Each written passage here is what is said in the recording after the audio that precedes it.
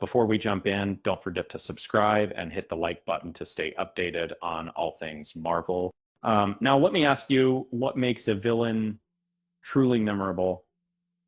Is it their actions, their motives, or the emotions they stir within us? Marvel fans have been pondering this question lately, especially after watching Captain America Brave New World. It seems Marvel continues to chase the magic they once captured, but has this pursuit left their villains feeling hollow? Since Avengers Endgame in 2019, Marvel's productions have faced growing criticisms from patchy visual effects to storytelling missteps, especially in their TV series. Uh, a prime example of this struggle can be seen in their recent portrayal of villains.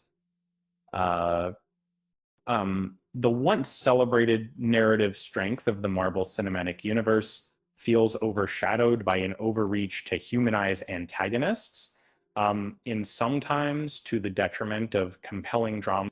Take General Thaddeus Thunderbolt Ross, now President Ross, as depicted in Brave New World. Uh, Seeing Harrison Ford step into the MCU raised hopes for something extraordinary, akin to the gripping storytelling of earlier Captain America films. However, what unfolded was far from expectations. The narrative seemed more invested in softening Ross's image than crafting a villain who resonates with audiences.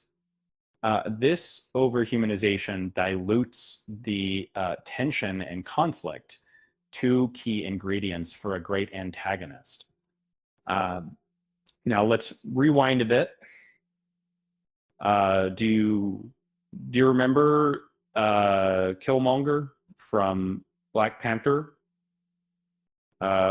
He wasn't just a villain. He was a force of nature, brimming with pain, anger, and purpose. Um, his tragic backstory made you empathize with him, even as you disagreed with his methods. Killmonger set an incredibly high benchmark for MCU villains, largely thanks to Ryan Coogler's direction and Michael B. Jordan's phenomenal performance. But here's where Marvel seems to stumble repeatedly, trying to replicate Killmonger's depth without truly understanding what made him unique. Characters like Karli Morgenthau, Gore the God Butcher, Gravik, and now President Ross all echo aspects of Killmonger, but lack the soul that made him unforgettable. And in Brave New World, Ross's backstory is meant to tug at our heartstrings. His regret over his estranged daughter, Betty, his poetic cherry blossom reflections, but these moments feel forced, and just when you think the narrative might recover, it climaxes in a giant CGI showdown. The CGI villain, which is a similar to this invention of trouble to, and it's just like by now it feels like a Marvel tradition, doesn't it? And Ross transforms into Red Hulk, rampaging at the White House, much like Gravik's Super Skrull moment, or Harrow's climactic duel with Amit. The imaginative design might be eye-catching, but it comes at the expense of the emotional investment we once had in these characters. It's the equivalent of a friend pouring their heart out and then abruptly yelling, "Never mind," while doing literal cartwheels out the door. And speaking of abrupt, can we take a moment to address Ross's more sinister traits that the film conveniently glosses over? For example, his history of human rights abuses Or that awkward scene where he refers to Sam Wilson, Captain America himself, as boy. That moment had the tension of an unspoken slap, but was left unexplored. In their attempts to make Ross relatable, the MCU skips the hard-hitting complexity that could make an antagonist truly thought-provoking. Remember the High Evolutionary from Guardians of the Galaxy Volume?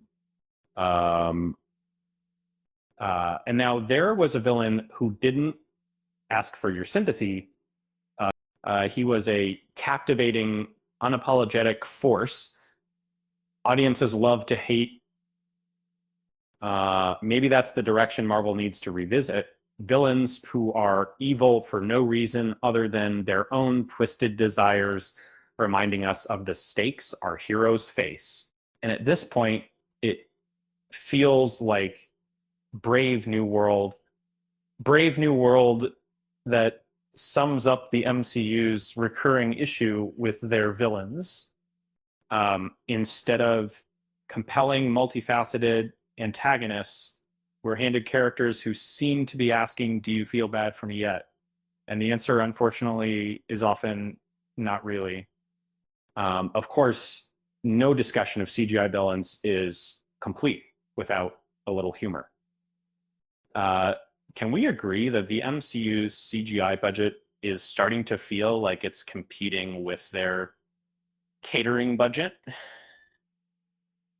Maybe Ross wouldn't have needed to turn into Red Hulk if someone had just offered him a better lunch spread.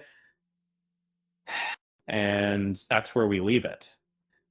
And, with all its flaws and missed opportunities, still sparks discussion, and that's worth something. With that said, thanks for watching, and until next time,